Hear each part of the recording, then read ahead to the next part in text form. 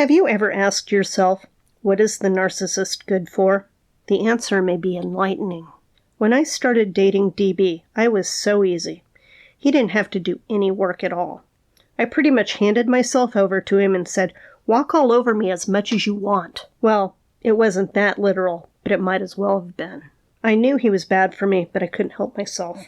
I really, really tried to break myself of him, but I had this weird heroin-like addiction. I felt I would die without him in my life. The short time we had broken up, I couldn't eat, I couldn't sleep, and I obsessed about him 24/7. The part that sucked most was I knew that someday I wouldn't feel the same way about him, but that didn't help me then. I had health insurance. I wish I had gone to a psychiatrist and got some drugs to help me through this, because it would have been preferable to the psychological torture I was enduring. I would have done anything to get over how I felt about him. I remember now exactly how it felt, but I can't tell you why I felt that way, except for the fact that I thought he was a different person than he really was. I knew he was bad. I just didn't have respect for how bad. I finally gave in to my unexplainable obsession, and he took full advantage. He was abusive, neglectful, violent, dismissive, rageful, demoralizing, dehumanizing, and destructive. I wasn't allowed to have any needs, any interests, ever be sick, ever be sad, or ever have time to myself. I wasn't allowed to be better than him at anything, and my contributions to our home were not only not acknowledged, but put down as useless. He was often unemployed and would milk it out until he had to go back to work. He never had a problem finding a job, just keeping it. I had several miscarriages, and he beat me after the third one.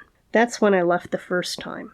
But before I left, I started keeping a journal of all the shitty things he did, and relatively quickly the unexplainable obsession was handled. But I didn't know about trauma bonding, and I also didn't know what I was dealing with. I guess I wasn't as ready to leave as I thought I was, because I let him bully me into marriage counseling. The counselor took his side and got me dating him. On one of these dates, I got pregnant with our twins. Wouldn't you believe that this one took? I gave up and went back. I really didn't want to, and I was going to keep the pregnancy from him, but he gassed. He was comparatively better for about 3 years. We worked opposite shifts so that we didn't have to get a babysitter. I worked one end of the week, nights, and he worked the other end of the week, days. If we had any days off together, he would run off to who knows where while I watched the kids and caught up on the housework. I did the laundry at the laundromat 10 miles away because we didn't have a washer and dryer.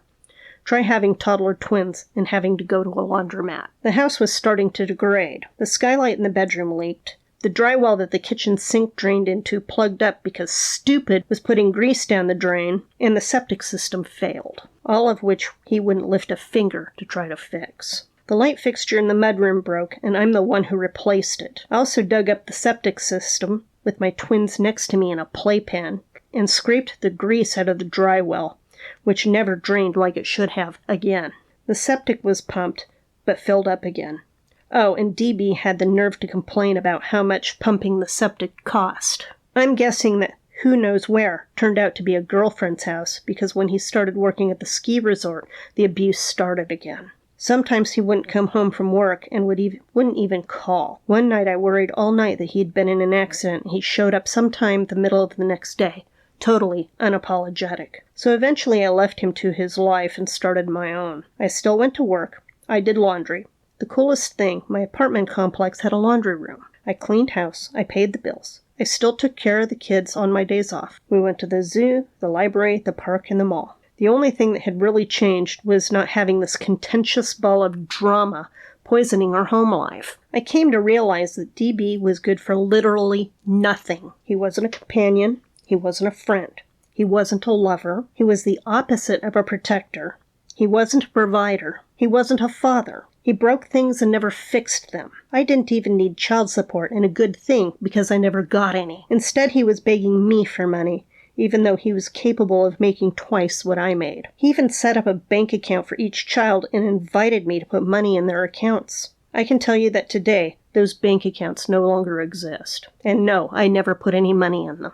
I loved not having him around, and wished I had held out for this when I first knew that he was bad news. And every time I talked to him, he confirmed that he was useless. I remember one time he lamented to me, "All you want me for is a babysitter." If I didn't have to share custody with him, trust me, he wouldn't have even had that. He doesn't realize how lucky he was that I didn't try to take half the house. And even later, I realized that he doesn't have any redeeming qualities. He seemed to be compelled to do anything that was morally wrong. Even when he was going to church, he was still indulging in all of his evil ways. He was just plain a bad person, and not knowing what he really was is what tripped me up in trying to break off the relationship. Seriously, if you're doing everything anyway, you might as well not have the stress and extra work added to it, having to tiptoe around a narcissist. Life is so much easier and more pleasant without them.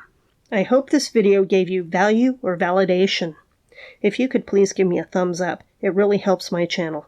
Thanks for watching and have a great day.